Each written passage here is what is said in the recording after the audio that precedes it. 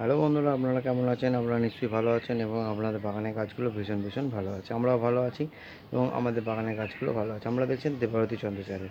Title আর thumbnail দেখে বুঝতেই পেরে গেছেন আমরা কী বিষয় নিয়ে আলোচনা করছি। আজকে আমরা গরমের আমাদের একটা বাড়ির প্রিয় গাছ, সেটা হচ্ছে অপরাজিতা বা নীলকণ্ঠ আমরা বলে জানি।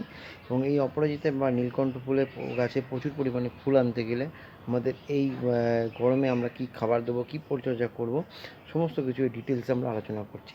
তো আজকে দেখতে পাচ্ছেন আমার গাছটা কীরকমভাবে আমাদের গ্রোথ নিয়েছে এবং তার সাথে সাথে দেখুন ফুল, কত পরিমাণ ফুল ফুটছে। এই এত পরিমাণ ফুল পাওয়ার জন্যে আমাদের কি খাবার আমরা দেবো এই গরমে, তো সেইটাই আজকে আমি আপনাদেরকে দেখাবো। এবং ভিডিওটা প্রথম থেকে শেষ অবধি দেখার একটা অনুরোধ রইল। যদি ভিডিওটা আপনাদের ভালো লাগে তাহলে অবশ্যই করে একটা লাইক করবেন, শেয়ার করবেন, সাবস্ক্রাইব করবেন, আর বেল বাটনটা প্রেস করবেন, আর অল নোটিফিকেশানটা অল করে রাখবেন, কেন আমি যখনই একটা ভিডিও দেবো আপনাদের কাছে নোটিফিকেশান পৌঁছে যাবে। আর যারা আজকে নতুন দেখছেন আমার চ্যানেলটা, তারা অবশ্যই চ্যানেলটাকে সাবস্ক্রাইব করে রাখুন আর বেল বাটনটা প্রেস করে রাখুন।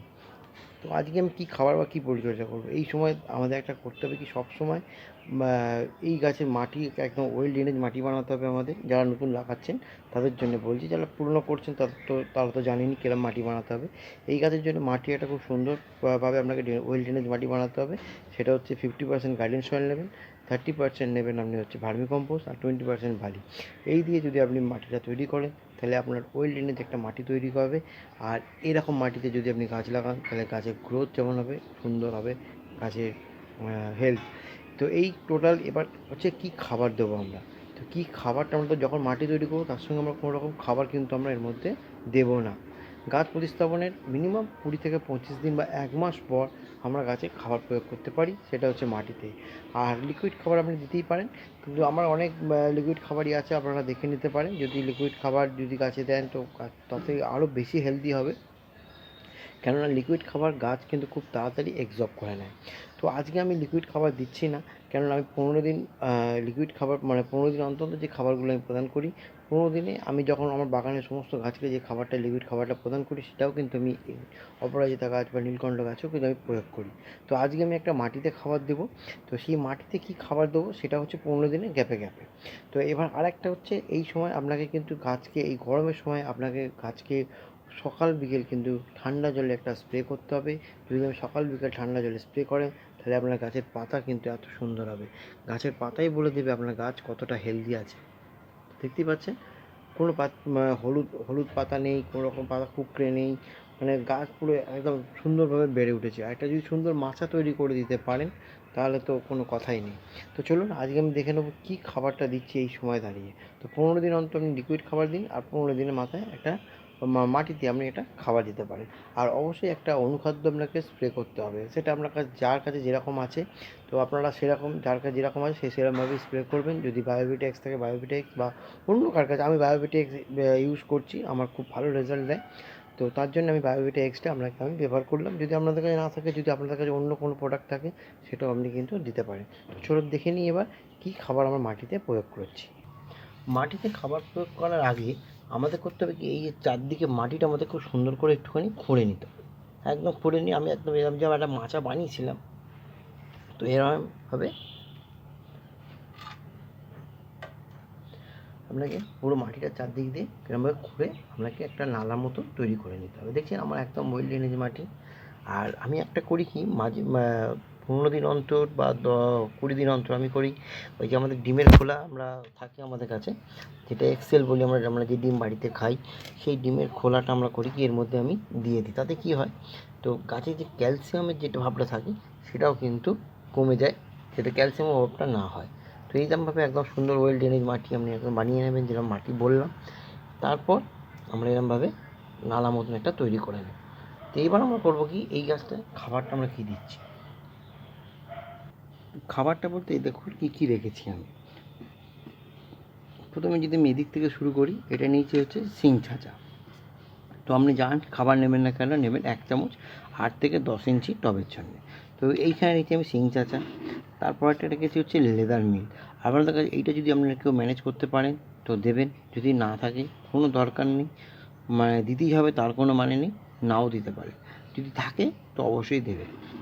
তারপর এখানে রেখেছি ডিএপি দানা রেখেছি হচ্ছে আপনার এখানে আমি রেখেছি হচ্ছে 10টা দানা রেখেছি, কারণ আমার 10 ইঞ্চি টব আছে। 8 থেকে 10 ইঞ্চি টবের জন্য আপনি 10টা দানা দিতে পারেন।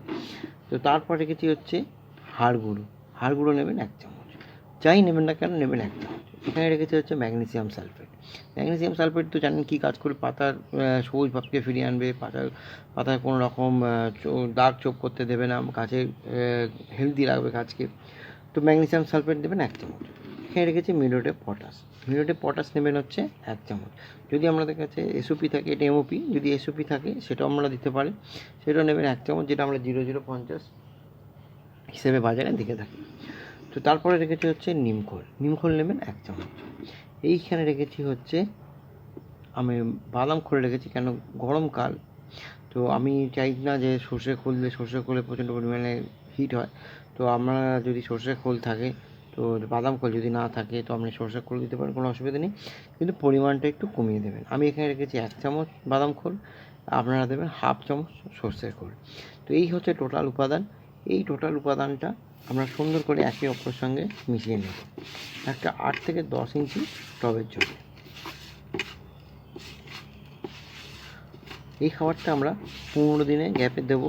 আর এটা যদি আমরা 1 তারিখে খাবারটা প্রদান করি, তাহলে ঠিক তার 15 দিন পর একটা লিকুইড খাবার দেবো। আর ঠিক তার 15 দিন মাথায় এই খাবারটা দেবো আবার, কেননা এই খাবারটা মোটামুটি ডিকম্পোস্ট হতে 15 দিন সময় লেগেই যাবে। তো যখন আমি এই খাবারটা গাছ নেবে, তারপর আমাদের একটা লিকুইড খাবার পড়ে যাবে। আবার নেক্সট যখন 15 দিনের মাথায় যখন আবার একটা খাবারটা দেবো, তখন ঠিক তার 15 দিন পরে এই খাবারটা গাছ নিতে থাকবে। তো এরমভাবে আপনি অল্টারনেটভাবে খাবারটা দিতে পারেন।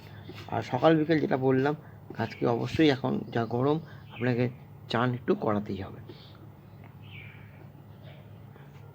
এবার আমরা এই খাবারটা করবো কি, একদম সাইড বরাবর আমরা এরমভাবে দিয়ে দেবো।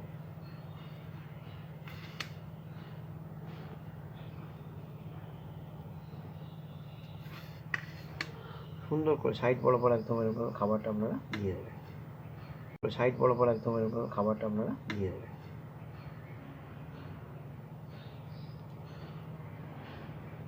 তারপর আমরা মাটিটা করবো কি, এরকমভাবে চারদিকে ছড়িয়ে দেবো।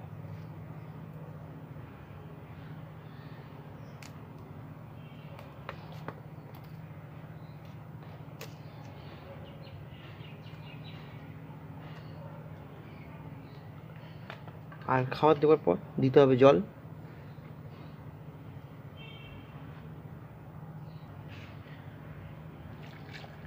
টব ভর্তি করে একদম আপনি জল দিয়ে দেবেন।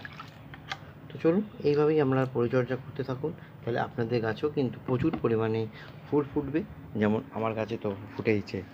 তো চলুন, ভিডিওটা যদি আপনাদের ভালো লাগে তাহলে অবশ্যই একটা লাইক করবেন, শেয়ার করবেন, সাবস্ক্রাইব করবেন, বেল বাটন প্রেস করতে একদম ভুলবেন না।